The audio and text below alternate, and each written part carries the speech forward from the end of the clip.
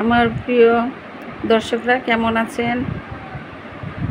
আশা করি সবাই ভালো আছেন। আলহামদুলিল্লাহ আমিও ভালো আছি।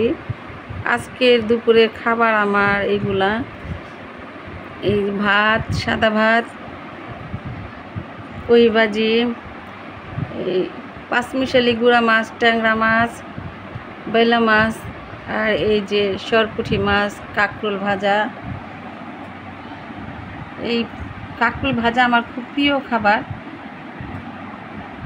তারপর যে কোনো মাছ ভাজা হইলে আমার খুব ভালো লাগে, ভাজা মাছটা দিয়ে আমি খেতে ভালোবাসি। আর এই যে এই মাছটা একটু কাঁচা তেঁতুল দিয়ে টক রান্না করছি। এই যে তেঁতুল,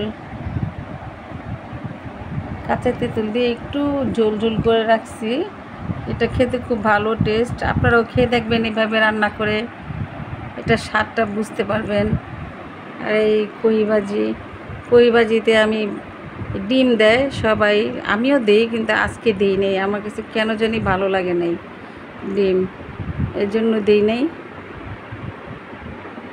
তো সবাই ভালো থাকেন। আসসালামু আলাইকুম।